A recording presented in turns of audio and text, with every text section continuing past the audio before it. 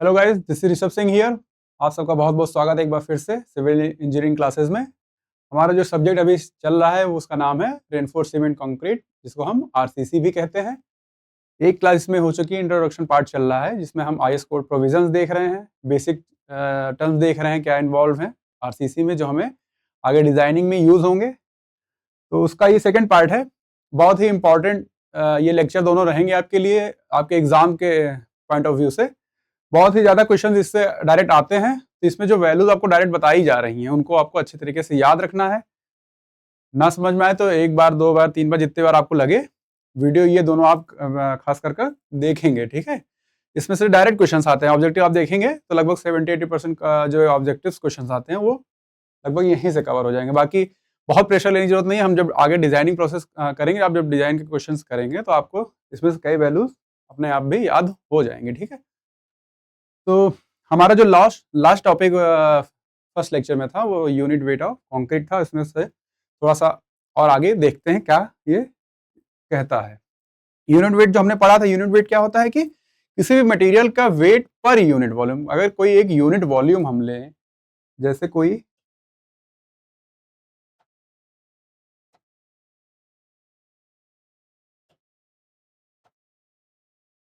कोई unit volume ले हम,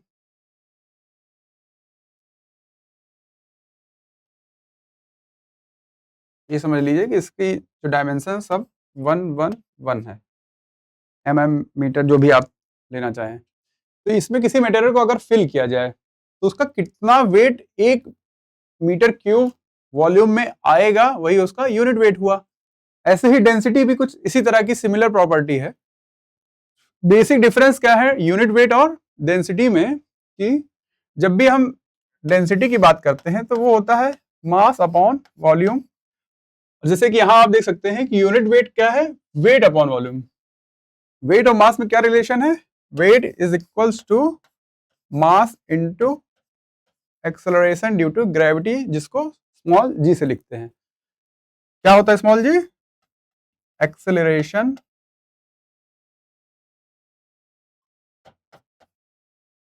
ड्यू टू ग्रेविटी।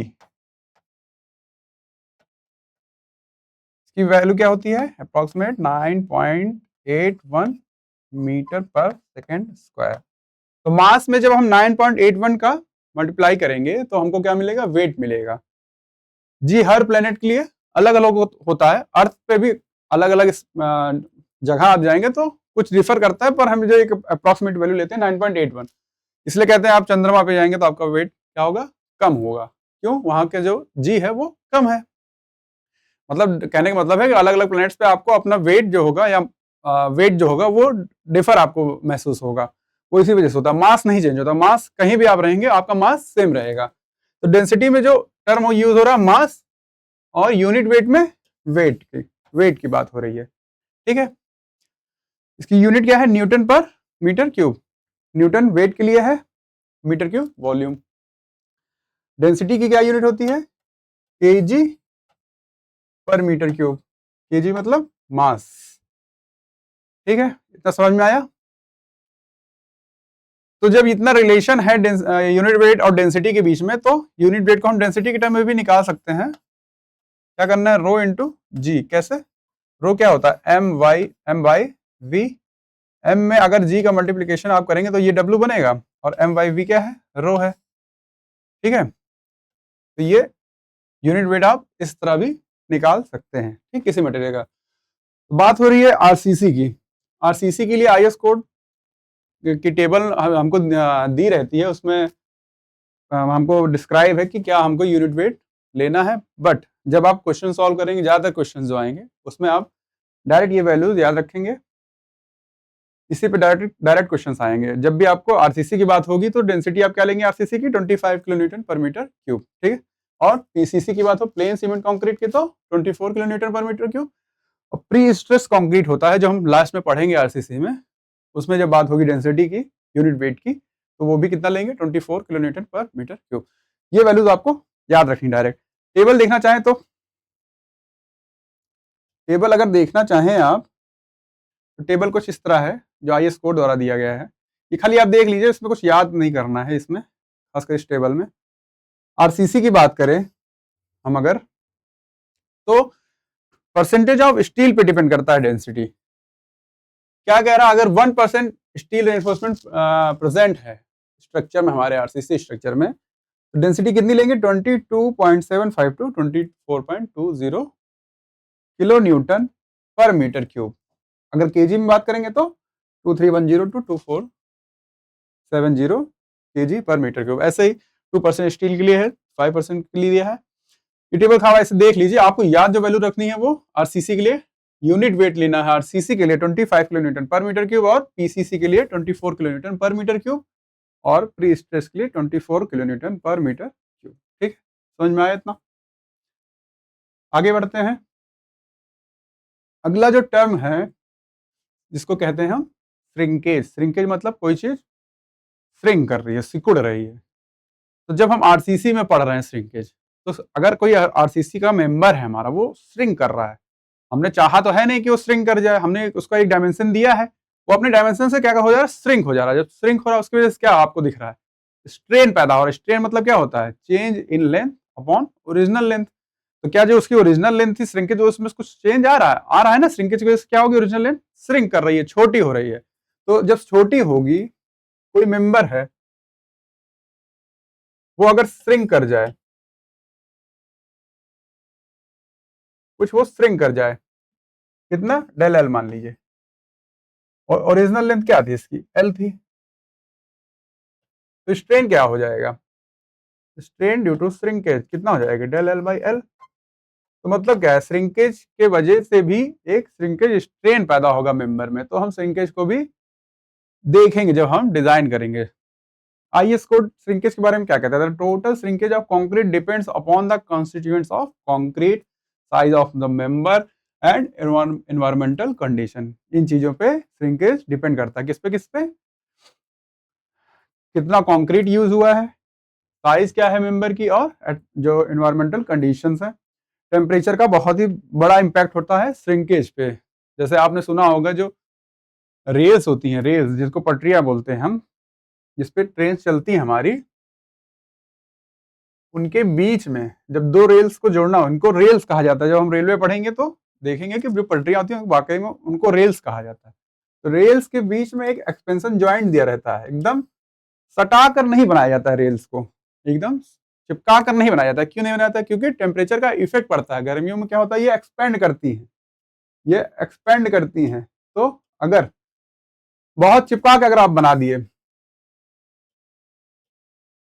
और ये गर्मियों में अगर एक्सपेंड हुई, तो क्या होगा, एक दूसरे से चिपक जाएंगे और एक दूसरे के ऊपर प्रेशर डालेंगे, स्ट्रेस डालेंगे तो स्ट्रेन पैदा होगा, जो कि हमें डिजायरेबल नहीं है, जो हम नहीं चाहते हैं, क्योंकि रेल्स में ऐसा हो। उसके जैसे एक्सपेंशन ज्वाइंट दिया जाता है।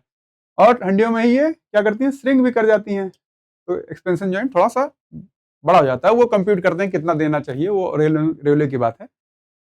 तो वैसे ही जो एनवायरमेंटल कंडीशन है उसका श्रिंकेज पे बहुत ज्यादा असर होता है।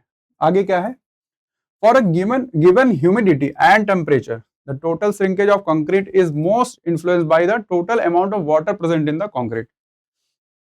सबसे ज्यादा किसका असर पड़ता है श्रिंकेज होने पे, सबसे ज्यादा किस किस कारक, क्या ऐसा कारण है जो सबसे ज्यादा इंपैक्ट डालता है श्रिंकेज पे? वो है कि जब हम कंक्रीट बना रहे थे तो कितना वाटर हमने यूज किया, और सबसे कम किसका इफेक्ट पड़ता है, सीमेंट कंटेंट का। कि जब हम कंक्रीट बना रहे थे तो सीमेंट कंटेंट कितना यूज किए, वो सबसे कम इम्पैक्ट करता है। सबसे ज्यादा क्या इम्पैक्ट करता है श्रिंकेज के लिए, वो है कितना हमने वाटर यूज किया है। ठीक है, आगे क्या कह रहा है IS code, in the absence of test data the approximate value of total shrinkage strain for design में बी टेकन एज 0.0003। 3 बार 0 उसके बाद 3, ऐसे आप याद रखिएगा कि 3 बार 0 होगा उसके बाद 3 होगा। तो यहीं से आप याद रखिएगा। इसको इसलिए कह रहा हूँ याद रखिएगा क्योंकि आगे ऐसे वैल्यूज आने वाली है जो सिमिलर ऐसे दिखती हैं, तो उसमें कंफ्यूजन होता है। वो हम आगे देखेंगे एलएसएम में ऐसे कुछ वैल्यूज हैं जो सेम दिखती हैं। तो श्रिंकेज स्ट्रेन की जब बात होगी तो आप ध्यान रखिएगा कि श्रिंकेज स्ट्रेन की जब बात होगी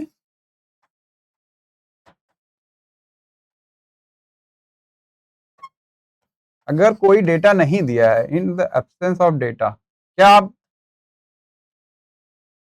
एज्यूम करेंगे वैल्यूज की 0.0003। यूनिट क्या होगी इसकी, स्ट्रेन की यूनिट। स्ट्रेन का फॉर्मूला आप देखिए एक बार। स्ट्रेन क्या होता है, चेंज इन लेंथ या change in dimension upon original dimension.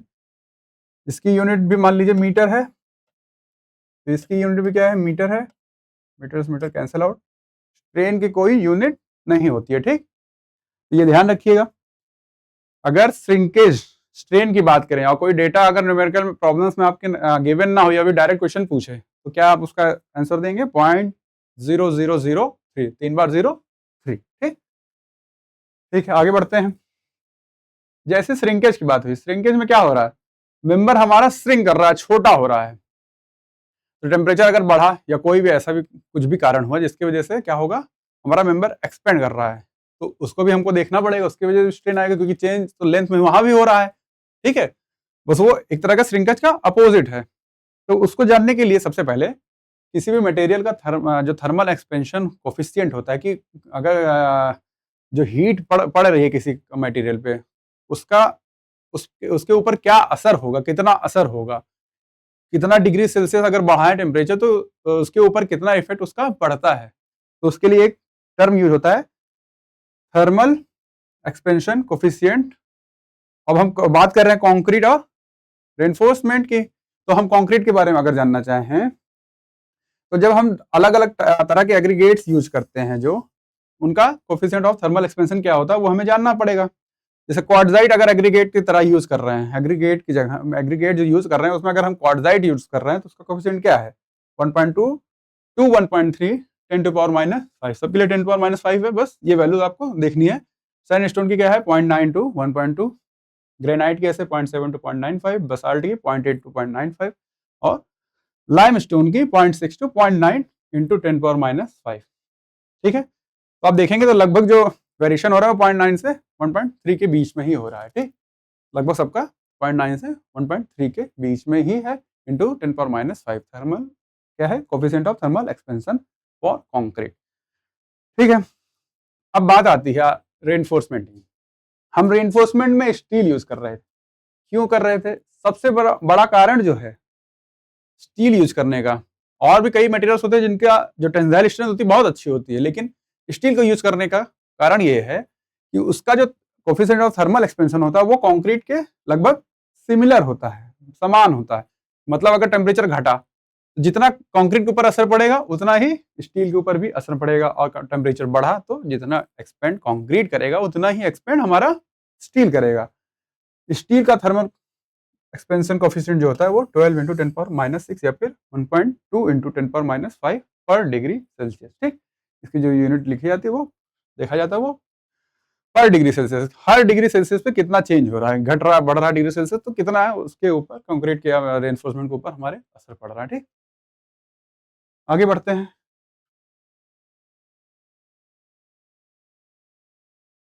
Workability of concrete. Workability क्या है, किसी कंक्रीट से हम काम करने जा रहे हैं, अपना स्ट्रक्चर बनाने जा रहे हैं, तो कितना आसान है उसको मिक्स करना, उस कंक्रीट को मिक्स करना, उस कंक्रीट को किसी डिजायर लोकेशन या जैसे स्लैब बना रहे हैं तो उसमें डालना, पोर करना, उसमें उसको सेटल होने में कितना आसानी हो रही है। तो मतलब कंक्रीट साथ हम जो काम कर रहे हैं वो कितना आसान है, तो जितना आसान है उसी को उतना वर्केबल कहेंगे। तो इसीलिए हम कंक्रीट की वर्केबिलिटी भी मतलब एक जानना चाहिए कि क्या है वर्केबिलिटी, ठीक है। अलग अलग जो काम होते हैं कंस्ट्रक्शन के, फाउंडेशन काम अलग है, स्लैब का अलग है, बीम का अलग है, कॉलम का अलग है, अलग अलग तरीके के काम है। तो हर जगह अलग अलग तरीके की वर्केबिलिटी रिक्वायर्ड होती है। जैसे कहीं बहुत ज्यादा रेनफोर्समेंट प्रोवाइडेड है किसी स्ट्रक्चर में, और हम कंक्रीट डालने जा रहे हैं, और हमारा कंक्रीट जो है वो बहुत ज्यादा गाढ़ा है, मतलब वर्केबिलिटी उसकी कम है, वो ज्यादा फ्लो नहीं करेगा। तो ऐसा कंक्रीट क्या डिजायरेबल है जहां रेनफोर्समेंट ज्यादा है? नहीं, क्यों? क्योंकि वो जब हम उसके ऊपर पोर करेंगे तो क्योंकि रेनफोर्समेंट बहुत ज्यादा हैवीली रेनफोर्समेंट दिया गया है, तो फ्लो नहीं कर पाएगा, हर जगह पहुंच नहीं पाएगा हमारा कंक्रीट, तो स्ट्रेंथ में कमी आएगी, ठीक है। तो ऐसी जगह कैसा कंक्रीट हमको डिजायरेबल होता है, जिसका वर्केबिलिटी हाई हो, जो अच्छी तरह फ्लो करे, ठीक है। तो और वर्कबिलिटी निकालने के लिए जैसे कई तरह के इंस्ट्रूमेंट यूज होते हैं, जैसे जनरली देखेंगे एक कोनिकल फ्लास्क होता है जिसको हम बोलते हैं स्लम्प टेस्ट में हम यूज करते हैं। एक कोनिकल फ्लास्क होता है, इसमें हैंडल होता है पकड़ने के लिए। इसका ऊपर और नीचे जो ओपनिंग है वो ओपन होता है, ठीक। ऊपर इसका जो डायमीटर लगभग 4 इंच, नीचे 8 इंच और लंबाई 12 इंच, लंबाई 12 इंच, 12 4 8 अप्रॉक्सीमेट। तो इसमें हम क्या करते हैं, जो हम कंक्रीट यूज करने जा रहे हैं साइड पे उसको इसमें फिल कर देते हैं, ठीक है। उसके बाद जब ये ऊपर तक फिल हुआ, अब इसका हैंडल पकड़ के इसको उठा लिए तो क्या होगा, कंक्रीट हमारा जो इसके अंदर भरा गया था वो क्या होगा, वो थोड़ा सेटल होगा। अगर ज्यादा गीला हुआ तो ज्यादा सेटल होगा। तो उसी जैसे मान लीजिए हमारा कंक्रीट था इसमें, अब इसको हटाने के बाद वो कुछ ऐसा रहा, हो सकता है कुछ ऐसा हो जाए और हो सकता है कुछ ऐसा रह जाए। तो इसके जो टॉप से आप जो कंक्रीट का टॉप है उसकी डिस्टेंस मेजर करेंगे, ठीक है।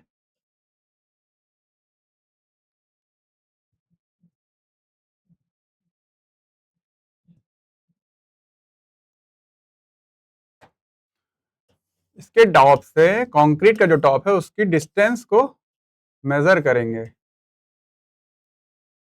ठीक है। तो ये जो डिस्टेंस हमको मिलेगी एमएम में, उसको नापेंगे हम, उस वही क्या हो जाएगा, उस कंक्रीट का स्लम्प वैल्यू हो जाएगा, क्योंकि ये स्लम्प टेस्ट है तो उसकी स्लम्प वैल्यू हो जाएगी। तो स्लम्प वैल्यू पे डिपेंड करके हम कंक्रीट को जो डिग्री ऑफ वर्केबिलिटी डेजिग्नेट करते हैं।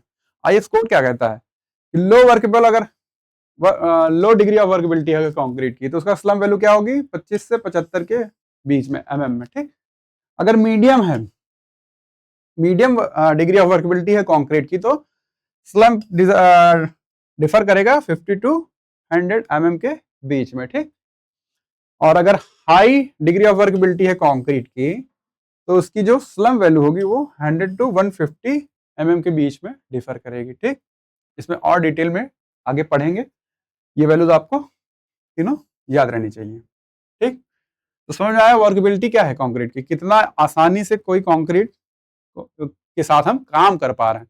बेसिक ये है, लेकिन अभी अभी हम आगे देखेंगे कि अलग अलग जगह क्या होता है कि डिजायरेबिलिटी भी अलग होती है वर्केबिलिटी की। ऐसा नहीं है कि वर्केबिलिटी हर जगह अच्छी ही होनी चाहिए, थोड़ा कभी कभी कम भी रिक्वायरमेंट होती है, ठीक है।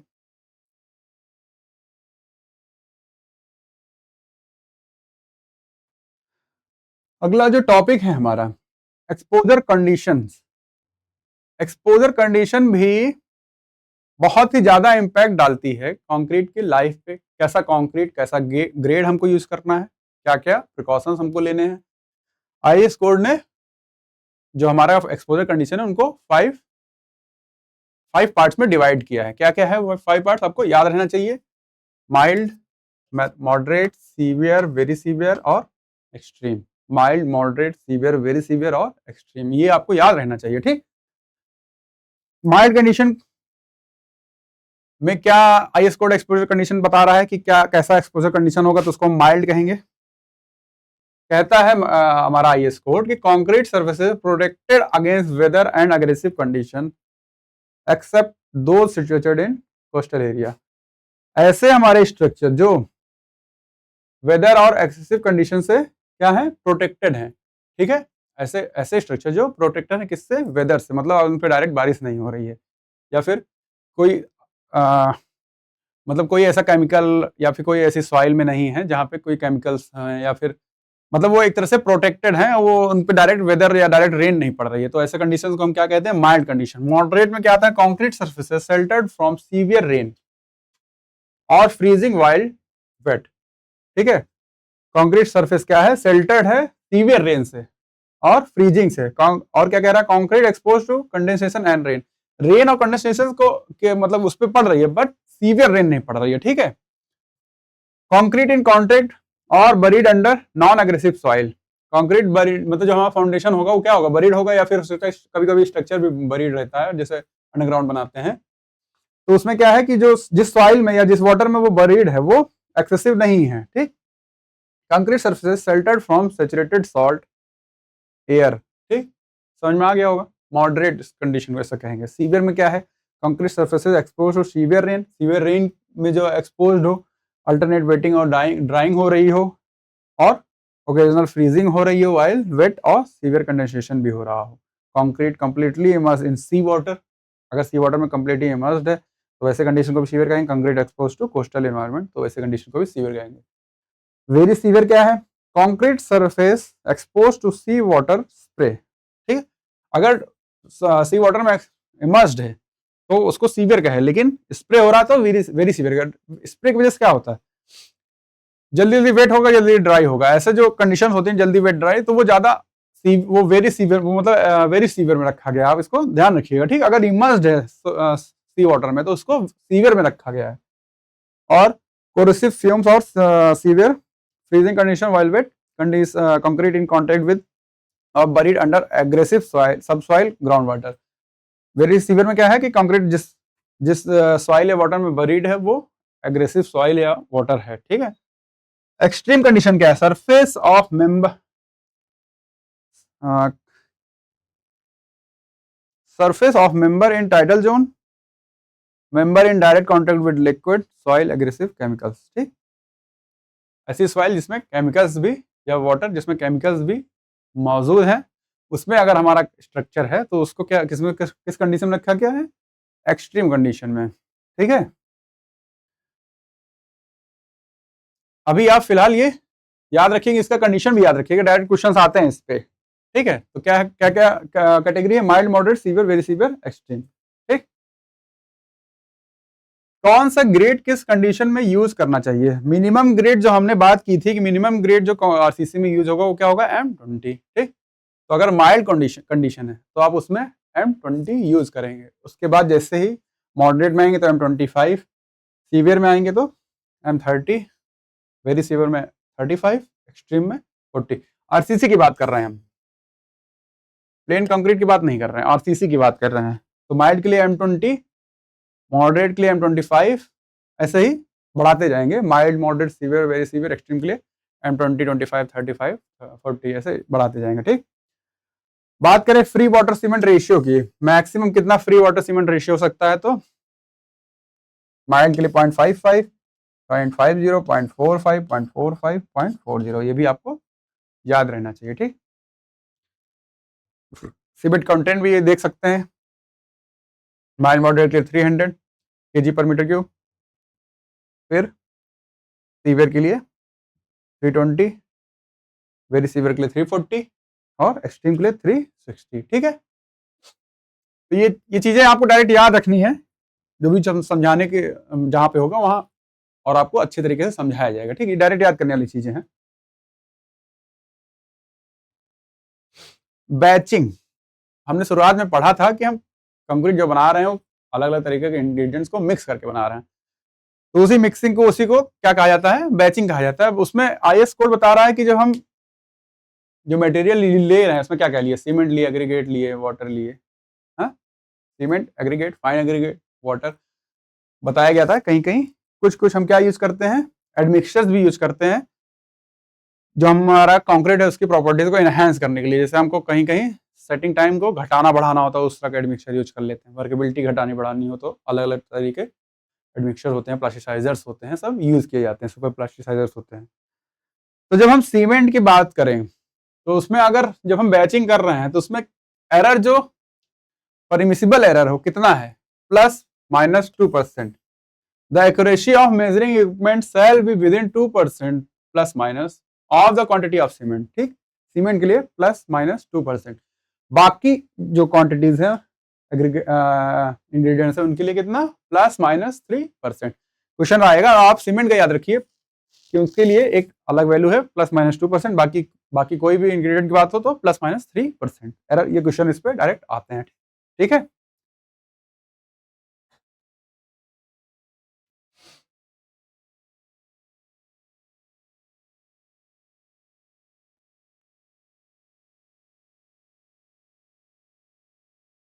अगला हमारा टॉपिक है formwork and its stripping time. Formwork क्या होता है, जब हम कोई छत बनाने जा रहे हैं या बीम बनाने जा रहे हैं, तो ऐसा तो है नहीं कि कंक्रीट डायरेक्ट ऊपर रखेंगे और बीम बन जाएगा।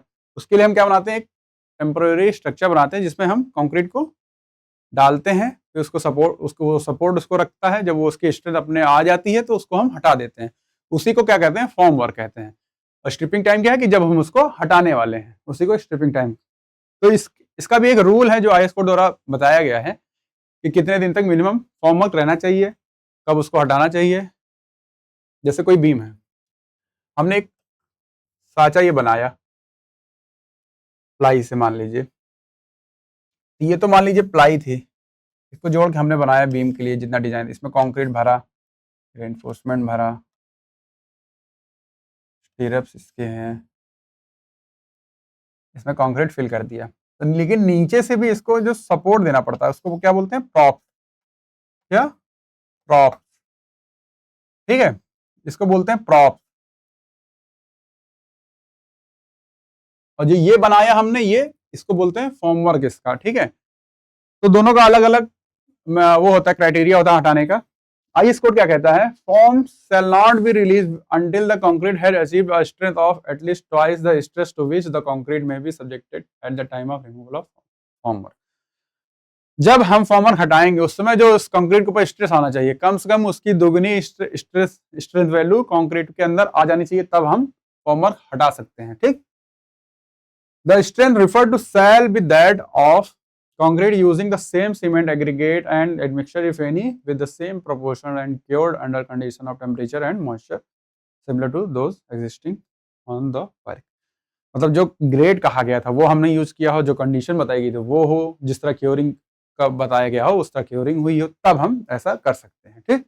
While the above criteria of the strength shall be the guiding factor for removal of formwork, जो ऊपर बताया गया ये गाइडिंग क्राइटेरिया है, but in normal circumstances where the ambient temperature does not fall below 15 degree Celsius, जहां पे temperature 15 degree Celsius से नीचे ना जा रहा हो, and where ordinary Portland cement is use, जो कि हम यूज करते हैं, and adequate curing is done, curing अच्छे से हुई हो, फॉलोइंग स्ट्राइकिंग टाइम पीरियड में deem to be satisfied the guideline given in this.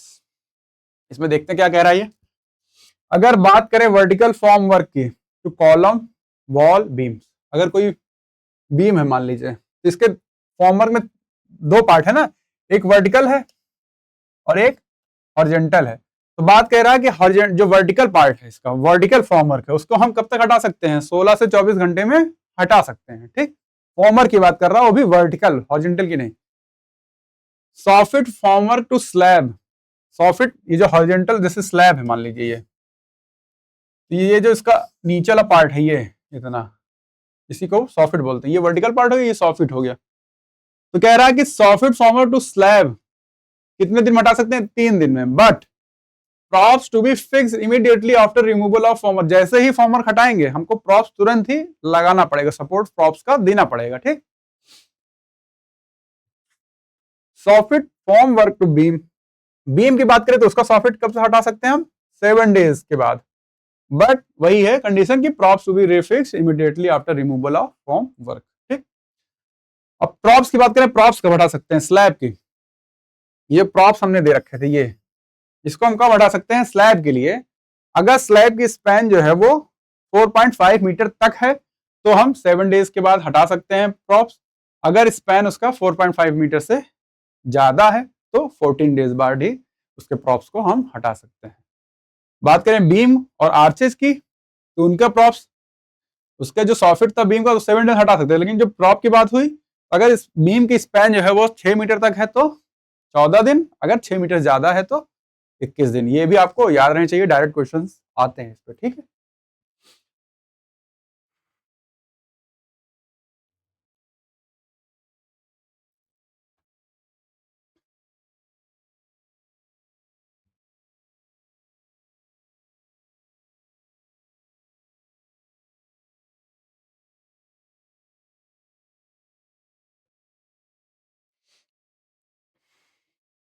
अगला टॉपिक क्या है, परमिसिबल स्ट्रेसेस इन कंक्रीट। अभी तक स्ट्रेसेस कंक्रीट के बारे में हमने जो पढ़ा कि कोई क्यूब है कंक्रीट का,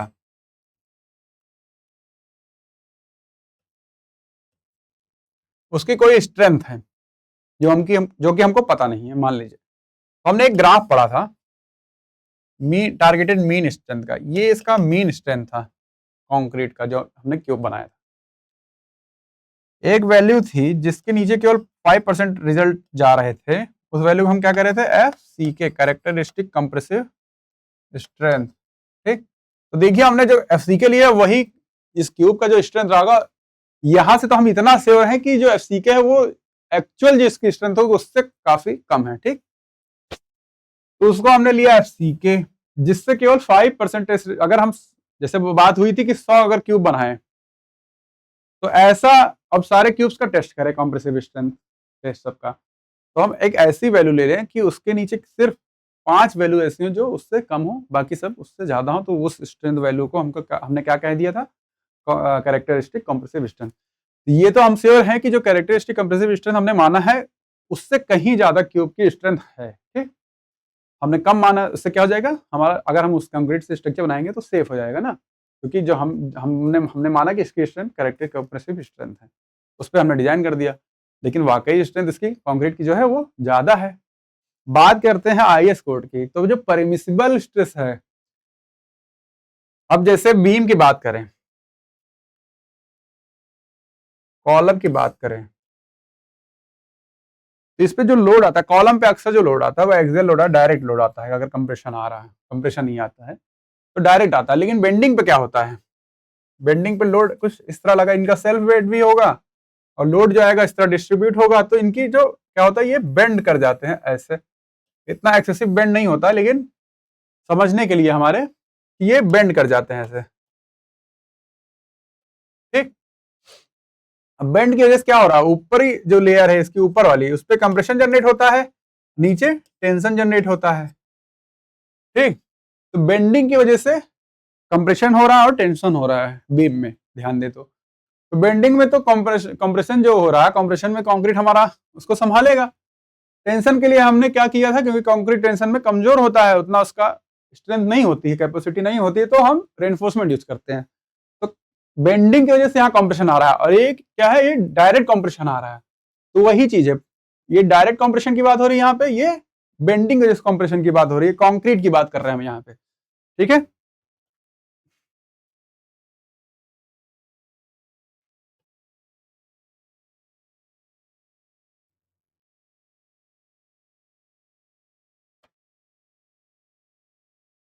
M15 से बात करेंगे, M10 हमारे काम का नहीं है।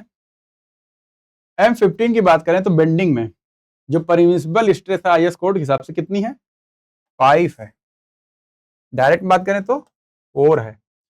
अब डायरेक्ट वाले याद करिए, आप 40 तक याद करने की जरूरत है हमको, हमारे प्रॉब्लम जो आएंगे वो लगभग 40 तक ही आएंगे, उसके ऊपर बहुत रेयर पूछा जाएगा। तो 15 से 40 की बात करें तो डायरेक्ट की बात करें 4 5 6 7 नहीं है, 8 9 10। ठीक, तो इसमें याद करना इसको आसान है, डायरेक्ट वैल्यू जो है। उसके बाद आप बेंडिंग देखिए तो 5 7 8.5 10 11.5 13। ठीक है, आप 14 तक याद कर लीजिए। तो यहाँ आप जैसे वैल्यू देख रहे हैं परमिसिबल वैल्यू है, मतलब कि इतनी स्ट्रेंथ हम मान सकते हैं। अगर M20 की बात कर रहे हैं तो 7 मान रहे हैं। M20 क्या है, MX है, 20 क्या है, उसकी कैरेक्टरिस्टिक कंप्रेसिव स्ट्रेंथ, जो कि कम मानी थी, वाकई स्ट्रेंथ से हमने कम है, हम सब जान रहे हैं। हाँ, ग्राफ से भी देखें हमने, जो हमने एक्सपेरिमेंट किया उससे भी हमने जाना कि जो FCK है वो कम है, बट जो वैल्यू जिस पे हम काम करेंगे वो क्या है, वो 20 से भी कम है। कितना कम है, लगभग 3 गुना कम है। तो कंक्रीट की जो स्ट्रेंथ है वो पहले ही हमने कम मानी, उससे भी 3 गुना कम मान ली, तो अब जो हम स्ट्रक्चर बनाएंगे वो कितना सेफ होगा, बहुत सेफ हो जाएगा, है ना। कंक्रीट की स्ट्रेंथ हमने बहुत कम मान के चल रहे हैं, ये वैल्यूज भी आपको याद होनी चाहिए।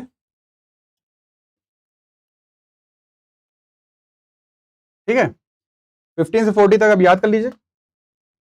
डायरेक्ट की बात करें तो 4 5 6 7 होता नहीं, 8 9 10 5, और बेंडिंग में कंप्रेशन, ये सब कंप्रेशन की बात हो रही है, तो कितना है 5 7 8.5 10 11.5 13। ये है बॉन्ड स्ट्रेस की वैल्यू है, परमिसिबल बॉन्ड, हम इसका अलग चैप्टर है उसमें पढ़ेंगे तो भी देखेंगे। ऐसे आप एक बार देख लीजिए, याद हो जाए अच्छी बात है, वरना जब बॉन्ड चैप्टर पढ़ेंगे तो उसमें यूज करेंगे तो यूज करते करते सब टेबल ज़्यादा याद हो जाती हैं, ठीक है। लेकिन आप एक बार ध्यान से देखिएगा भी, याद करने की कोशिश करिएगा।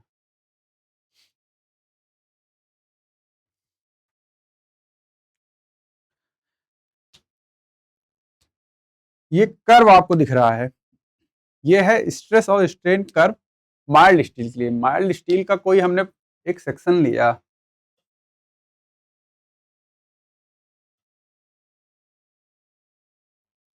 इसकी जो लेंथ है ये है एल, ये हमने रखा ग्रिपिंग के लिए कि इसको यहाँ से मशीन द्वारा पकड़कर टेंशन लगाया जाएगा इस पे, ठीक। तो जब हम इसको खींचेंगे मशीन के द्वारा तो इसमें क्या होगा, इलांगेशन होगा। इस पार्ट में क्या होगा, इलांगेशन होगा। ये माइल्ड स्टील का स्पेसिमेन है।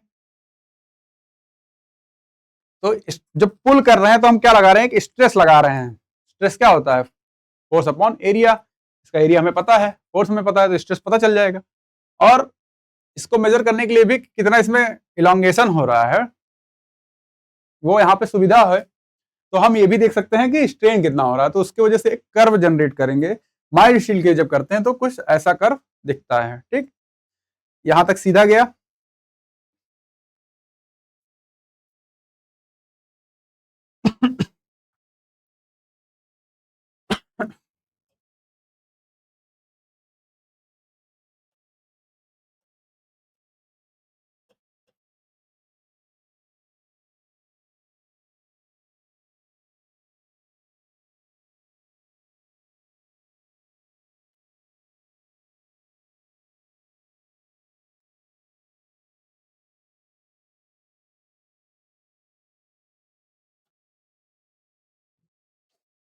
क्या हुआ, जैसे जैसे हमने स्ट्रेस बढ़ाना शुरू किया वैसे ही स्ट्रेन लीनियरली देखिए यहां तक बढ़ रहा है। उसके बाद क्या हुआ, एक ऊपर गया, फिर नीचे आया, फिर स्ट्रेट गया, फिर ऊपर गया। इसको समझते हैं ग्राफ को, ठीक।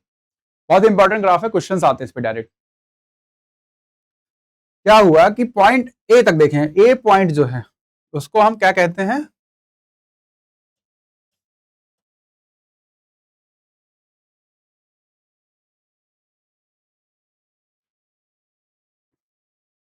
इस ए पॉइंट को हम कहते हैं प्रोपोर्शनैलिटी लिमिट।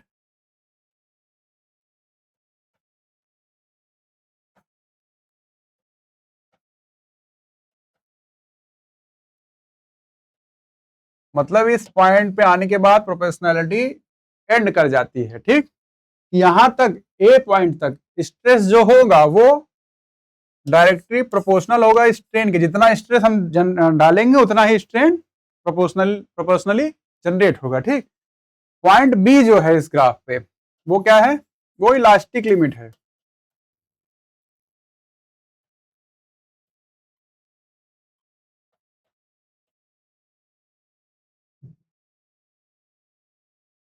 इलास्टिक लिमिट है। इस पॉइंट के बाद हमारा जो मटेरियल है ये माइल्ड स्टील, वो इलास्टिकली बिहेव करना बंद कर देता है। मतलब यहां तक अगर आप इस पर लोड लगाएंगे और उसके बाद लोड हटा लेंगे तो इलास्टिक मटेरियल का क्या प्रॉपर्टी होती है कि अगर उसको एक लोड लगाए, उसमें कुछ डिफॉर्मेशन हुआ, लोड हटाए तो वो अपना ओरिजिनल डायमेंशन फिर से रीगेन कर लेता है। तो ये वो पॉइंट है इलास्टिक लिमिट। सी डैश क्या है, ये अपर यील्ड पॉइंट कहते हैं इसको, अपर यील्ड पॉइंट। वैसे ही पॉइंट सी को जो लोअर यील्ड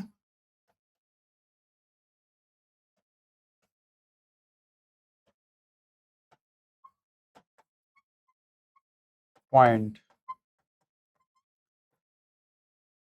अब जो हम ये A B C dash C ये देख रहे हैं, ये इतना दूर दूर नहीं होते हैं, इतना क्लियर हमको ग्राफ में नहीं दिखता है। ये हम समझने के लिए ऐसे बनाए हैं एक्सैजरेट करके कि हमको समझ में अच्छी तरीके से। ये इतने क्लोज होते हैं कि डिफर कर पाना बड़ा मुश्किल होता है।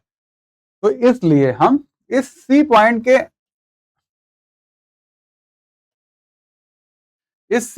करस्पॉन्डिंग हमको इस लाइन पे एक स्ट्रेस मिलेगा, क्योंकि ये स्ट्रेस लाइन है। इसी स्ट्रेस लाइन को हम सिग्मा वाई लिखते हैं, जिसको हम कहते हैं क्या, यील्ड स्ट्रेस। इसी के करस्पॉन्डिंग हम डिजाइन में ये वैल्यू यूज करते हैं कि ये स्ट्रेंथ है माइल्ड स्टील की, इसी वैल्यू को हम यूज करते हैं डिजाइन में। तो क्या यही, इसके बाद क्या ये हमारा जो स्पेसिमेन है ये माइल्ड स्टील है, क्या ब्रेक कर जा रहा, नहीं कर रहा है, उसके बाद भी उसके अंदर स्ट्रेंथ बची है, लेकिन हम यहीं तक उसकी वैल्यू मान के चल रहे हैं। अब पॉइंट सी देखिए, पॉइंट सी के बाद जब हम आगे बढ़े तो क्या दिख रहा है कि स्ट्रेस हम बढ़ा नहीं रहे लेकिन स्ट्रेन बढ़ता जा रहा है।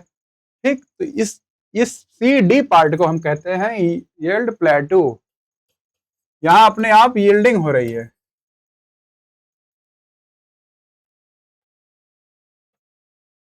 ठीक, स्ट्रेस नहीं लगा रहे लेकिन अपने आप क्या हो रहा है कि जो स्पेसिमेन हमारा था वो अपने आप खींचा चला जा रहा था।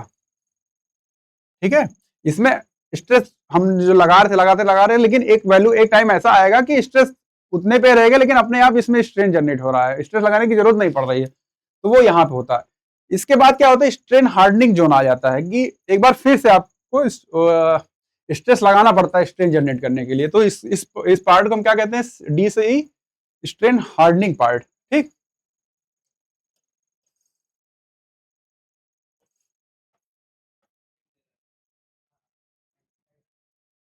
अब हमको क्या मिला कि देख रहे हैं कि एक बार फिर स्ट्रेस की वैल्यू बढ़ रही है, स्ट्रेन जैसे से बढ़ा, स्ट्रेस की वैल्यू बढ़ रही है, तो पॉइंट ई मिला हमको। पॉइंट ई के करस्पॉन्डिंग जो हमको स्ट्रेस की वैल्यू मिलेगी उसको हम अल्टीमेट स्ट्रेस कहते हैं।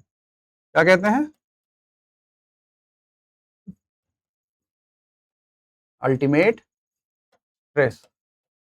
ये माइल्ड स्टील की अल्टीमेट स्ट्रेंथ है। ठीक, और हम डिजाइन किस पे करेंगे, सिग्मा वाई पे, यील्ड स्ट्रेंथ पे। ठीक, उसके बाद देख रहे हैं क्या कि स्ट्रेस की वैल्यू घटती जा रही है और स्ट्रेन बढ़ता जा रहा है, पॉइंट एफ पे फ्रैक्चर हो जा रहा है।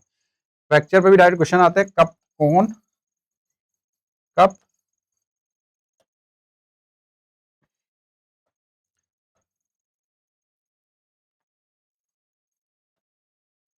कप कोन फेलियर होता है, एंगल पूछेगा तो 45 डिग्री पे, ये आप याद रखिएगा।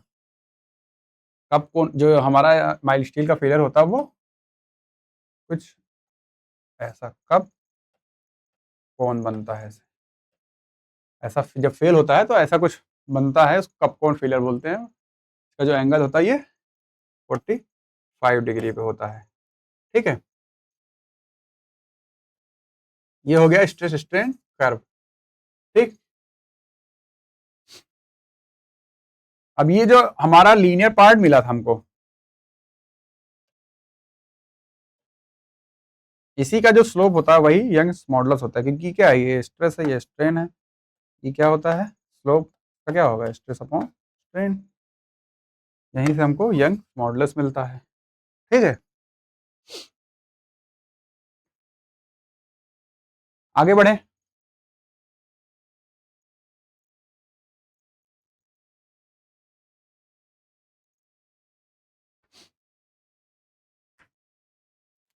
अब जो सिग्मा वाई हमको मिला वो लगभग बराबर होता है किसके, 250 न्यूटन पर mm स्क्वायर के, या फिर मेगा पास्कल। ठीक,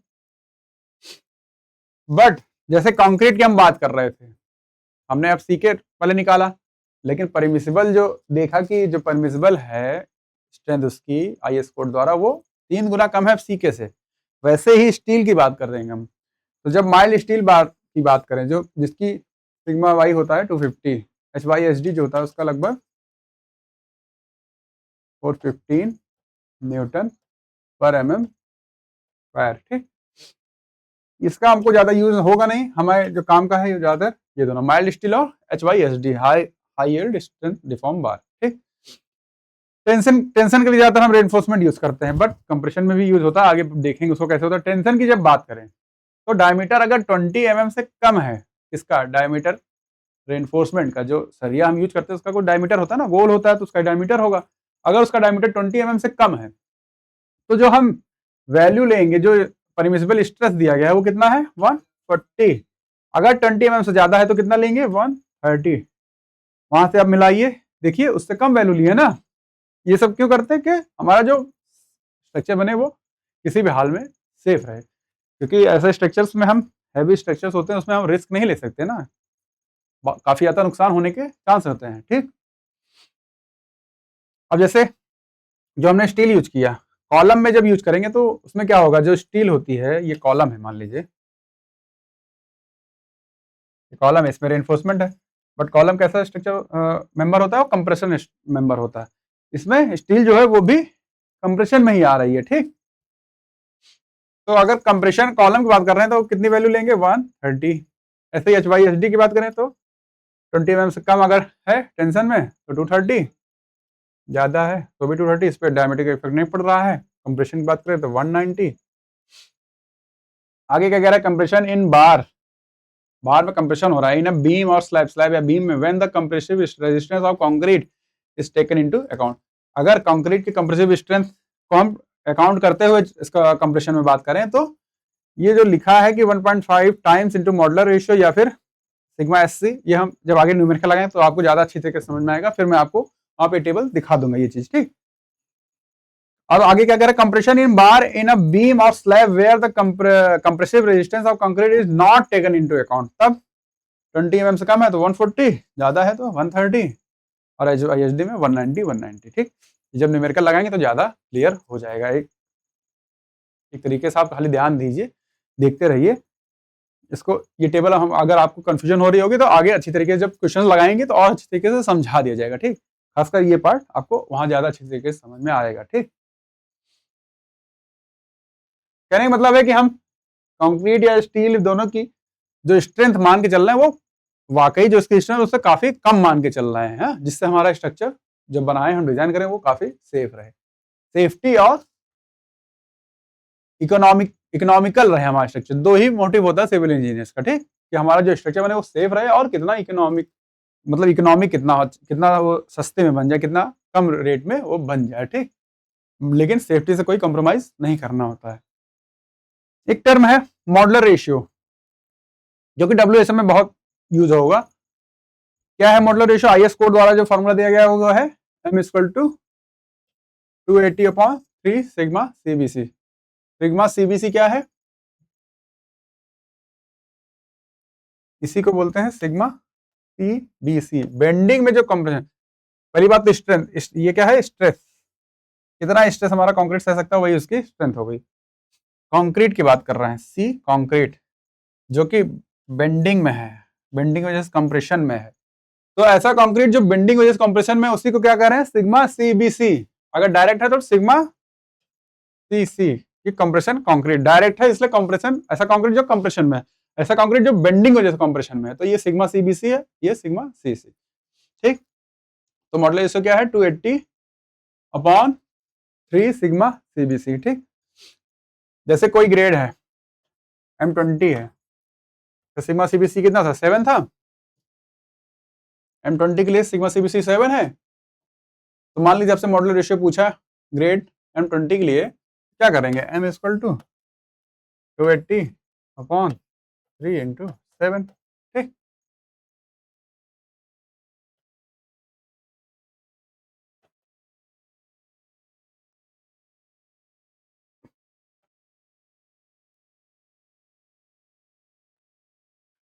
$13 पॉइंट समथिंग आएगा।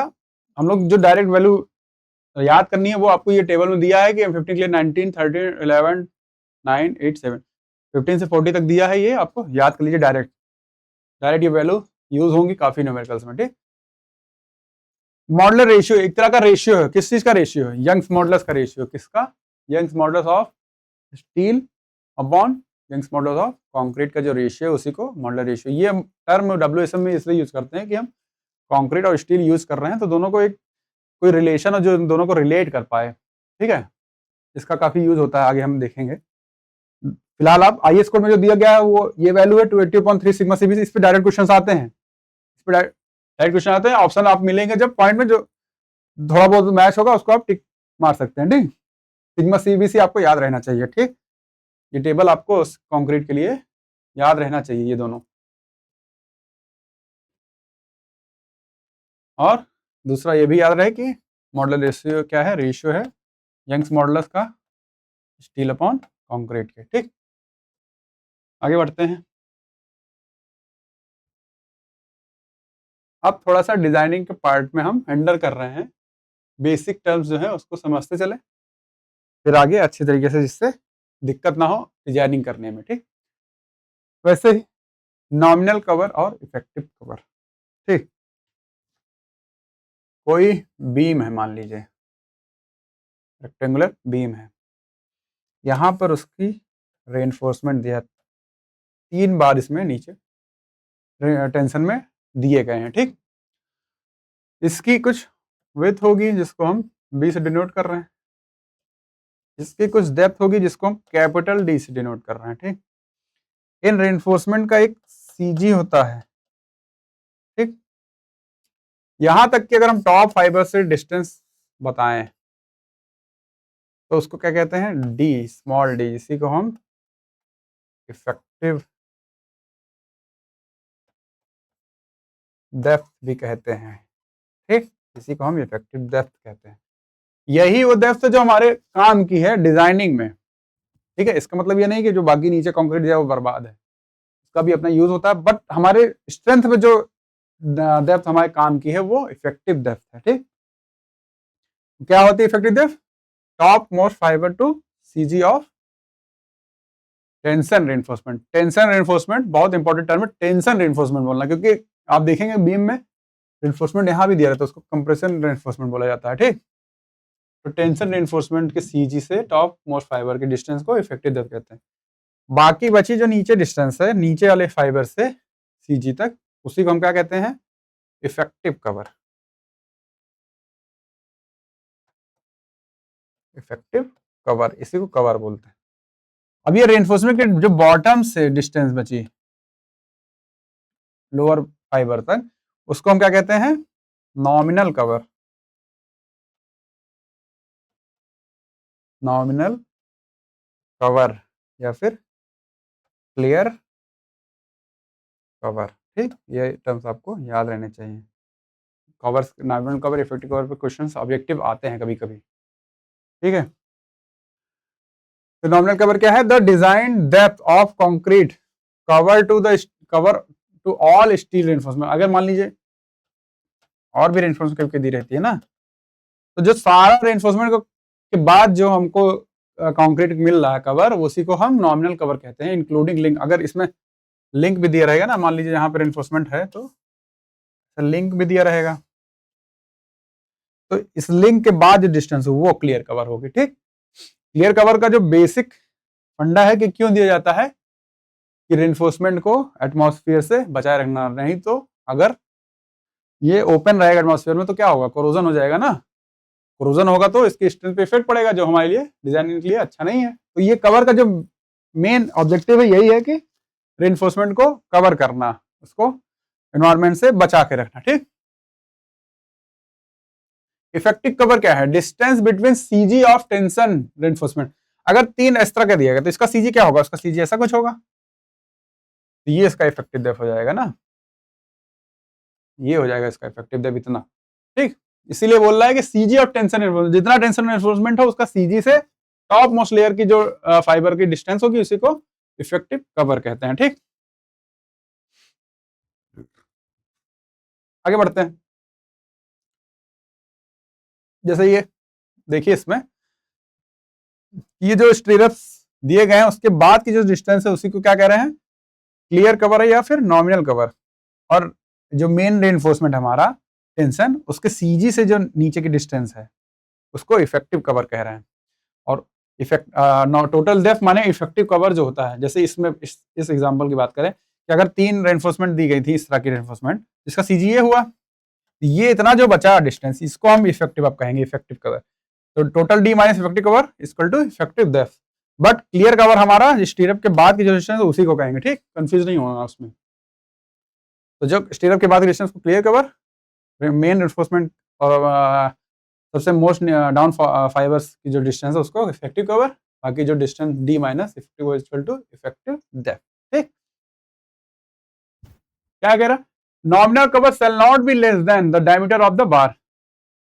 ये जो नॉमिनल कवर है ये किसी भी कंडीशन में डायमीटर जो मेन बार की है उससे कम नहीं होना चाहिए। जितना डायमीटर हो उतना कम से कम क्लियर कवर, नॉमिनल कवर मतलब जो स्टीरअप के बाद की डिस्टेंस है उतना कम से कम होना चाहिए। ठीक,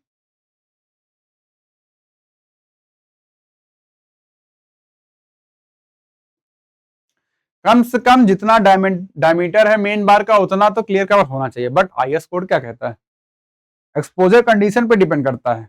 अगर माइल्ड कंडीशन है एक्सपोजर की तो मिनिमम क्या लिखा है, nominal concrete cover in mm not less than 20 mm। तो या तो 20 mm देंगे या तो डायमीटर। अब बात करें डायमीटर की, डायमीटर वाली 25 mm था मेन रेनफोर्समेंट का और माइल्ड कंडीशन है तो इसके हिसाब से तो मिनिमम 20 है। बट डायमीटर के हिसाब से 25 से कम नहीं होना चाहिए। तो इसमें से जो ज्यादा होगा वो हम प्रोवाइड करेंगे क्लियर कवर। ठीक, क्योंकि 20 से कम तो नहीं होनी चाहिए बोल रहा है ना आईएस कोड। और एक कंडीशन ये है कि डायमीटर से कम भी नहीं होनी चाहिए। तो इसमें जो ज्यादा है, मान लीजिए डायमीटर की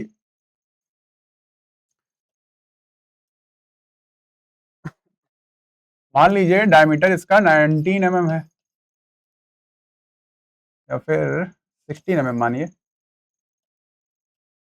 डायमीटर कितना है, मान लीजिए 16 mm। तो 16 mm से कम तो अगर डायमीटर मेन रेनफोर्समेंट की है 16 mm तो इससे कम तो क्लियर कवर नहीं देना, नॉमिनल कवर इससे कम नहीं देना है। बट तो क्या हम 16 mm दे देंगे क्योंकि डायमीटर उतना नहीं, क्योंकि माइल्ड कंडीशन अगर बात कर रहा है, माइल्ड की हम बात कर रहे हैं अभी, तो किसी भी कंडीशन में 20 mm से कम तो नहीं होना चाहिए ना। तो जो इन दोनों में से ज्यादा हो, विच इज ग्रेटर, तो उतना हम मिनिमम नॉमिनल या क्लियर कवर देंगे। ठीक है, ये आपको याद रखना, इस पे भी डायरेक्ट क्वेश्चंस आते हैं। ये सब जितना अभी चल रहे हैं हमारे जो फर्स्ट इस क्लास में, फर्स्ट क्लास में और इस क्लास में, वो आपको डायरेक्ट क्वेश्चन इस पे डायरेक्ट आते हैं, इसलिए ये सब बताया जा रहा है। ऐसे मतलब बिना मतलब का नहीं है कुछ। ठीक है, ये क्लास अच्छे से देखिएगा, एक दो बार और देख लीजिएगा, समझने की कोशिश करिएगा। इसका पीडीएफ आपको मिल जाएगा। अपना शॉर्ट नोट, इसमें शॉर्ट नोट बहुत ही यूज होता है इन दोनों चैप्टर्स में, इन दोनों मतलब जो लेक्चर्स हैं, इसका शॉर्ट नोट बहुत यूज होगा। अपने पास बना के रखिएगा, पढ़ते रहिए, याद हो जाता है। और डायरेक्ट क्वेश्चन आता है, एसएससी नंबर 100% नंबर आ जाते हैं। ठीक है, ऑब्जेक्टिव्स में। और जो बच्चे कॉलेजेस में, वो अभी आगे जब डिजाइन शुरू करेंगे उनके लिए भी वैल्यू याद रखनी है, क्योंकि आपको आईएस कोड ले जाना होता है, लेकिन टाइम वेस्ट होता है ढूंढने में। अगर आप नहीं पढ़े हैं, आईएस कोड नहीं देखे हैं, तो ढूंढ भी नहीं पाते हैं बच्चे। ठीक है, उसको देखिएगा, सब साथ में चलते ही सब समझ में आएगा। और ऐसे ही मॉडरेट कंडीशन के लिए 30 mm कम से कम कवर होना चाहिए, सीवियर के लिए 45, वेरी सीवियर के लिए 50, एक्सट्रीम के लिए 75। ये वैल्यूज भी आपको याद होनी चाहिए।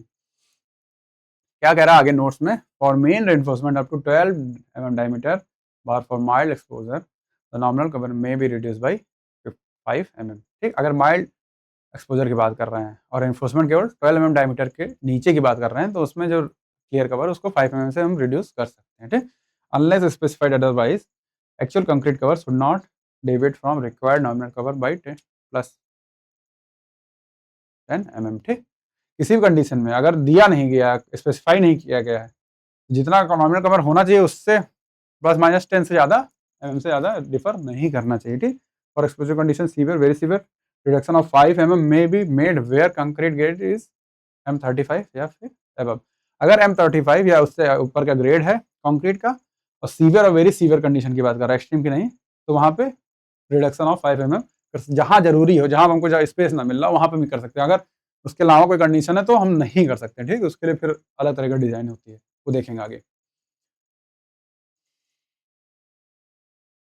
अब हम जब स्ट्रक्चर बनाते हैं तो उसमें जो हमारा मेन एलिमेंट्स होते हैं, क्या क्या होते हैं, बीम होते हैं, कॉलम, फाउंडेशन, स्लैब। तो उसके लिए माइल्ड कंडीशन में अगर बात करें तो माइल्ड कंडीशन में जो मिनिमम कवर की वैल्यू है वो कितनी है, जैसे माइल्ड के लिए है ये 20 दिया है, तो ये बात कर रहा है स्लैब की। ठीक, बीम की अगर बात करें माइल्ड में, इसलिए बता रहे हैं क्योंकि ये क्वेश्चंस में यूज बहुत होगा, बहुत ज्यादा आएगा। ठीक, डायरेक्ट क्वेश्चन भी आते हैं, क्वेश्चन जो हम न्यूमेरिकल लगाएंगे या डिजाइन करेंगे उसमें भी बहुत यूज होगा।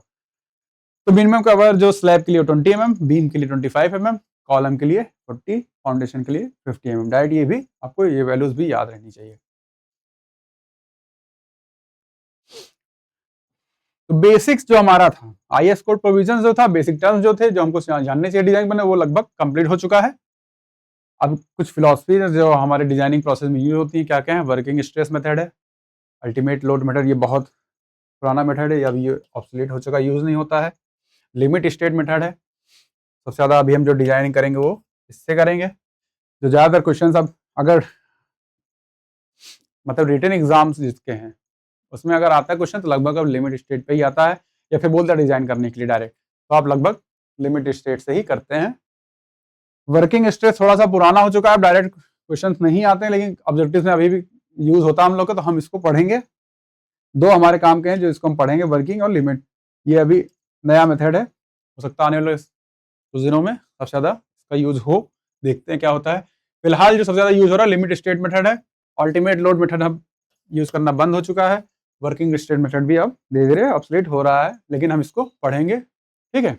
अभी जो स्ट्रक्चर डिजाइन होते हैं लगभग वो लिमिट स्टेट मेथड पे डिजाइन होते हैं, ठीक। तो एक हल्का फुल्का वर्किंग स्ट्रेस मेथड का वो देख लेते हैं ओवरव्यू। फिलहाल हम जो इसका डिजाइनिंग शुरू करेंगे वो अगली क्लास से अच्छे से, ठीक है, उसको शुरू करेंगे। अभी इस पार्ट में हम खाली बेसिक रहने देते हैं, खाली ओवरव्यू हल्का सा वर्किंग स्ट्रेस मेथड का देख लेते हैं। वर्किंग स्ट्रेस मेथड क्या होता है? एक ट्रेडिशनल मेथड है, ओल्ड मेथड है, ठीक। अब ज़्यादा यूज होता है, जैसे मैंने बताया पुराना मेथड है, उसमें अब लिमिट स्टेट का ज़्यादा यूज होने लगा। इसमें क्या होता है कि concrete remain in elastic zone only. Concrete का जो कर्व बनाते हैं हम कंप्रेशन का, तो कुछ ऐसा बनता है। तो देखेंगे तो कुछ ऐसा पार्ट होगा जहां तक लीनियर जा रहा होगा, उसके बाद लीनियर नहीं रह जाता है, तो बहुत कम वैल्यू। तो वो तो हम जो हमने अभी टेबल्स देखे उसमें भी देखे ना, कितना कम कंप्रेसिव स्ट्रेंथ उसका मान के चल रहे हैं। तो उसमें क्या, कंक्रीट को मान लेते हैं कि इलास्टिक जोन में ही रहता है, उसके आगे नहीं जाता है। प्लास्टिक जोन में हम जाने ही नहीं देते हैं, कंक्रीट को डिजाइन ही नहीं करते हैं वर्किंग स्ट्रेस मेथड में, ठीक। आगे स्टील और कंक्रीट टुगेदर बिहेव्स इलास्टिकली, ठीक, दोनों इलास्टिकली बिहेव करते हैं, समझ में आया? कंक्रीट और स्टील दोनों इलास्टिकली इस मेथड में दोनों को माना गया कि इलास्टिकली बिहेव करते हैं। मतलब एक लिमिट, सर्टेन लिमिट सेट कर दी कि उसके आगे उसको ले ही नहीं जाना है, उसके ऊपर उसको स्ट्रेस देना ही नहीं है, कि इलास्टिक रीजन में ही रहे। In any worst combination of working load, कितना भी वर्स्ट कॉम्बिनेशन हो, जो वर्किंग लोड जो आने वाला लोड है, the permissible stresses for the concrete and steel does not gate exceeded. क्या होता है वर्किंग स्ट्रेस में, हम इतना सेफ स्ट्रक्चर डिजाइन करते हैं कि किसी भी वर्स्ट कंडीशन में जो लोड आने वाला है वो कंक्रीट और स्टील के जो परमिसिबल स्ट्रेसेस वैल्यूज हैं उसको कभी क्रॉस कर ही नहीं पाता है। मतलब हम कुछ ज़्यादा ही सेफ बनाते हैं, तो इससे थोड़ा सा अन इकोनॉमिकल सेक्शन भी बनता है, अन इकोनॉमिकल स्ट्रक्चर भी बनता है, ठीक। और this method obeys Hooke's law. Hooke's law क्या है? वही stress is directly proportional to strain. तो जिस रीजन तक stress directly proportional to strain रहे वहीं तक हम वर्किंग स्टेट में यूज करेंगे, क्योंकि इसका एजम्पशन है कि ओबेज लॉ जो है वो अप्लाई होता है, ठीक। और इसके एजम्पशन हैं, स्ट्रेस स्ट्रेन रिलेशनशिप ऐसा होता है, the relationship between stress and strain for concrete and steel is linear. For concrete this is true within the permissible limit of stress, and for steel it is true up to the yield point. कैसे लेने, concrete को बता रहे हैं ना, structure ऐसे कोई बनता है, लेकिन बहुत हल छोटे दूर तक अगर आप देखेंगे इस ग्राफ को, तो यहाँ तक मान लीजिए आपको लीनियर मिल गया, उसके बाद हमने उसका यूज ही नहीं किया उसकी स्ट्रेंथ का आगे। और माइल्ड स्टील की बात किए थे, तो ग्राफ कुछ ऐसा बनता है ना, तो यील्ड तक ही हम इसकी वैल्यू मान के चल रहे हैं, तो जहाँ तक लीनियर जा रहा है दोनों ग्राफ वहीं तक उसको यूज कर रहे हैं, ठीक। तो दोनों जो मटेरियल हम यूज कर रहे हैं दोनों लीनियर इलास्टिक मान के चल रहे हैं कि लीनियर इलास्टिक है, ठीक। और सेक्शन रिमेन्स प्लेन, क्या मतलब इसका, कि अगर कोई सेक्शन है, मान लीजिए जैसे बीम का, जब ये बेंड हुआ, मान लीजिए ऐसे कुछ हो गया, सेक्शन क्या है, कहीं आप सेक्शन काट लीजिए इसे, हाँ ये चीज, ये जब इसमें हमने कट किया तो हमको ये दिखेगा कैसे, ऐसे कुछ दिखेगा। मान लीजिए ये इसकी लेंथ इस तरह थी, तो हमने यहाँ से कट कर दिया इसको यहाँ से, तो ये हमको जो दिख रहा है यहाँ पे रेनफोर्समेंट होगी, ऐसे कुछ दिखेगा। ये प्लेन सेक्शन है, मतलब ये प्लेन है, जैसे ये आपको दिख रहा है ये प्लेन है, इसमें कोई कर्व नहीं है, ठीक, किसी तरह से डिस्टॉर्शन नहीं है, एकदम प्लेन है।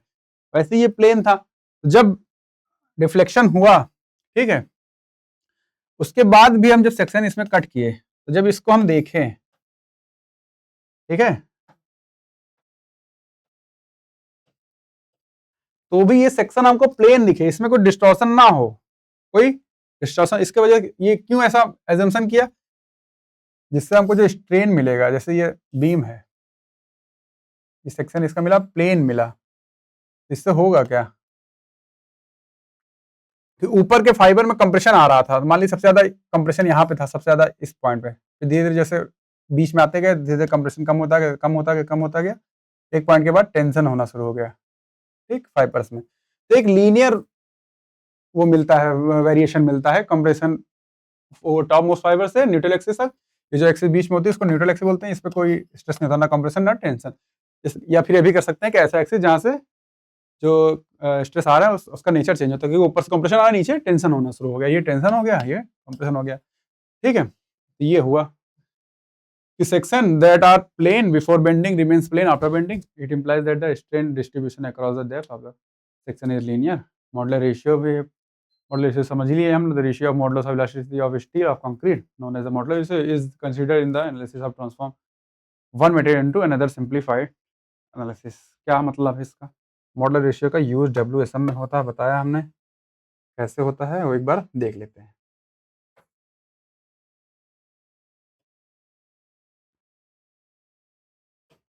ठीक है। मॉडुलर रेशियो क्या पढ़ा था हमने? ये रेशियो होता है यंग्स मॉडुलस का, किसका? स्टील और कंक्रीट का, ठीक है। डब्ल्यूएसएम में एक और एजम्पशन है कि bond between steel and concrete is, क्या कह रहा है? There is perfect bond between steel and concrete ensuring that there is no slip between the two material under normal condition of loading. जब हम स्ट्रक्चर बनाएंगे, डब्ल्यूएसएम design करेंगे, तो इसमें एजम्पशन है कि जो हमने सेक्शन बनाया उसमें रेनफोर्समेंट दिया, कंक्रीट दिया, जब उस पर बेंडिंग या फिर कोई लोड पड़ रहा है तो उन दोनों के बीच में कोई स्लिप नहीं होगा। अगर ये टेंशन में जा रहा है तो वो भी खींच के टेंशन में जाएगा, ये कंप्रेशन में आ रहा है तो वो भी साथ में, क्योंकि इन दोनों के बीच का बॉन्ड जो है बहुत मजबूत है, यह ऐसा डब्ल्यूएसएम में माना गया है, ठीक। उसके वजह से होता क्या है कि अगर स्लिप नहीं होगा तो मान लीजिए कोई चेंज आया स्टील में, उतना ही चेंज किसमें आएगा? कंक्रीट में। मतलब स्ट्रेन जो होगा स्टील में वो बराबर होगा कंक्रीट के, ठीक है। स्ट्रेन और कंक्रीट और स्टील में हमेशा इस जो जंक्शन है उसका, उसके वजह से मतलब वो यही कहता है कि स्ट्रेन जो होगा, क्योंकि चेंज जब सेम होगा तो स्ट्रेन भी सेम होगा, ठीक है। अब उसका यूज क्या होता है कि कोई बीम है, मान लीजिए ये स्टील है, तो स्टील का अपना ही कुछ, इन सारे स्टील का मिला के कुछ एरिया होगा ना, area of steel in AST, हाँ, या फिर एएस मानिए, एरिया ऑफ स्टील। बाकी जो एरिया बचा वो कंक्रीट का एरिया हुआ। तो मॉडुलर रेशियो का यूज ये होता है कि हम दो मटेरियल की बात कर रहे हैं, उनको हम एक मटेरियल के टर्म में बात कर लें, या तो हम कंक्रीट के टर्म में सारी बात कर लें। ये एरिया ऑफ स्टील को हम एरिया ऑफ कंक्रीट में चेंज कर दें, और एरिया ऑफ कंक्रीट तो है ही, और स्टील को भी कंक्रीट के टर्म में उसको चेंज कर लें, और दोनों को कंक्रीट के टर्म में ही बात करें, या फिर स्टील कंक्रीट को स्टील में बदल लें, मतलब एक मटेरियल के टर्म में बदल लें। अब है क्या कि अगर बीम में यहाँ पे रेनफोर्समेंट दिया गया है, इस रेनफोर्समेंट को हटा के हम मान रहे हैं कि कंक्रीट है इसकी जगह, उसको हम अभी बताएं कैसे समझेंगे, उसका फॉर्मूला अभी आप डिराइव करेंगे उससे। तो जब इसको हटाएंगे तो देखेंगे क्या कि जो एरिया ऑफ स्टील को हटा के जब कंक्रीट बदल रहे हैं तो जो एरिया मिलेगा वो बड़ा बड़ा मिलेगा, जितना एरिया वो स्टील का था उससे थोड़ा सा बढ़ जाएगा कंक्रीट के टर्म में। क्यों? क्योंकि स्टील जो है वो कंट्रोल वे में बनाई जाती है, मैन्युफैक्चर की जाती है, फैक्ट्री में होती है, वहां पे सब जो प्रोसेस होता है कंट्रोल्ड होता है, तो उसका जो क्वालिटी होती है वो अच्छी मिलती है, ठीक, थ्रू आउट। कॉन्क्रीट में ऐसा नहीं होता, वो साइड पे हम लोग बनाते हैं तो थोड़ा बहुत उसमें डिफेक्ट हल्का फुल्का रहता है। तो जैसे अगर इसको हम हटा के अगर कंक्रीट बनाना चाहें तो कुछ एरिया मिलता जो है वो कुछ ऐसा मिलता है, थोड़ा सा ज्यादा। तो अब पूरा क्या होगा? कंक्रीट टर्म बदल गया, ठीक। तो यहां से देखते हैं क्या है, स्ट्रेस दोनों में सेम होगा, क्योंकि चेंज दोनों में सेम हो रहा तो स्ट्रेस भी दोनों में सेम होगा, ठीक है।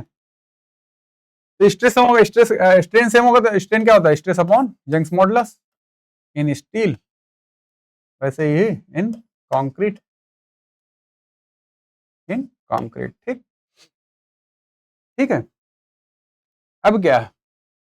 अब हम क्या करते हैं कि sigma S upon sigma C equals to E S upon E C, इसको हम इधर ले गए, इसको इधर ले आए, ठीक। और ई एस अपॉन ई सी क्या है, एम है, ठीक। तो इससे क्या मिल गया, sigma s equal to m sigma c, ठीक है। अब स्ट्रेस को हम चेंज कर सकते हैं ना, अगर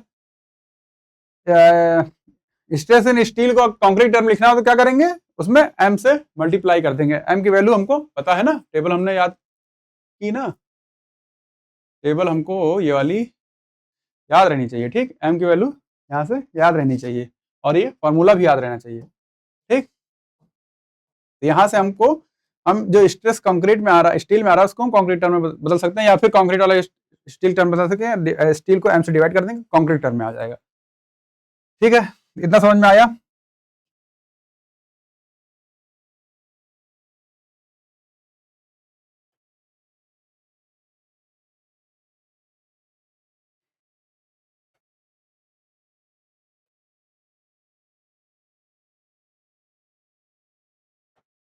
क्या मिला हमको, sigma s equal to m sigma c, ये आपको याद रहना चाहिए, ठीक।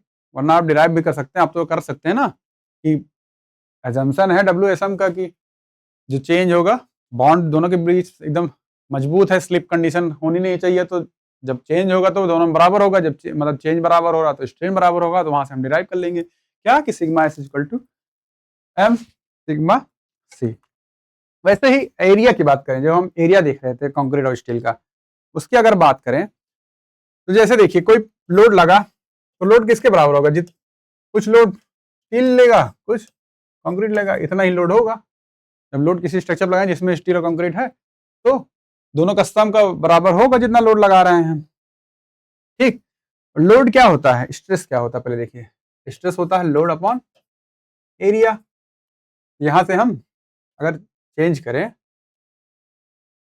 तो क्या हो जाएगा, सिग्मा एस ए एस मतलब stress in steel, area of steel, plus sigma C A C मतलब स्ट्रेस इन कंक्रीट और एरिया ऑफ कंक्रीट, ठीक। अब P इक्वल्स टू सिग्मा जो स्टील में होता है, अगर टेंशन की बात करें तो एस टी होता है, ठीक। और area of steel in tension, और इसको हम लिख सकते हैं sigma C B C A C, ठीक। सिग्मा एस टी या सिग्मा एस बराबर क्या होता है, एम सिग्मा सी। यहां से हम इसको अगर चेंज करें क्या हो जाएगा, sigma C B C, M भी रहेगा ना, M A S T plus ये वैसे वैसा आ जाएगा।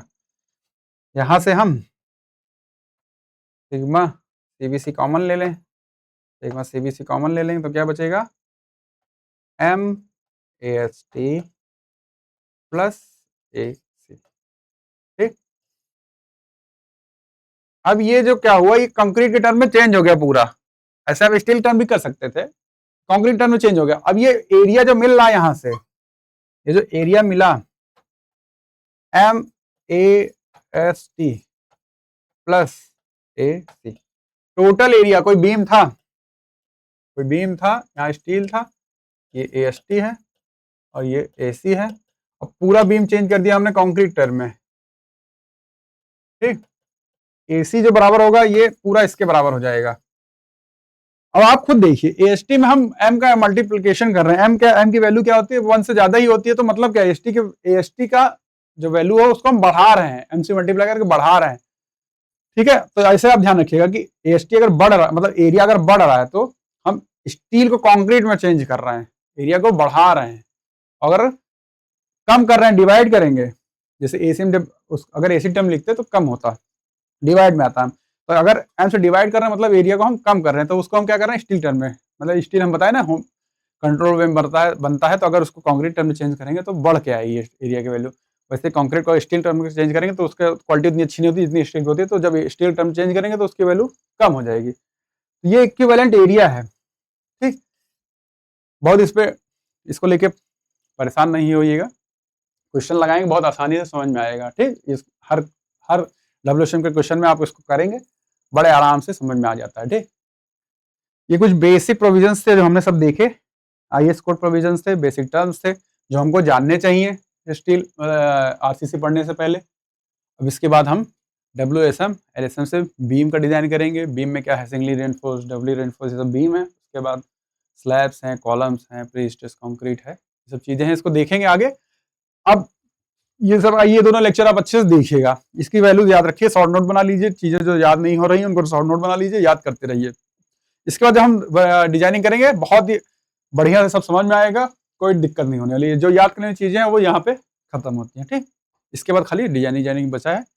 और जब डिजाइनिंग करने का पर्पज क्या, अगर हम सिर्फ ऑब्जेक्टिव की वजह से देखें, ऑब्जेक्टिव क्वेश्चन के, तो डिजाइनिंग करने से ये सब वैल्यू बड़े आसानी से समझ में भी आती, कहाँ से क्यों यूज हो रहा है, तो याद करने में आसान हो जाता है। कहाँ यूज हो रहा है, जब डिजाइनिंग में यूज होगा ना, तो आपको बार बार जब गलतियां करेंगे उससे सीखेंगे तो जल्दी याद होता है, समझ में आता है क्यों ऐसी वैल्यूज हैं और कहाँ से आ रही हैं, क्यों याद रखना है।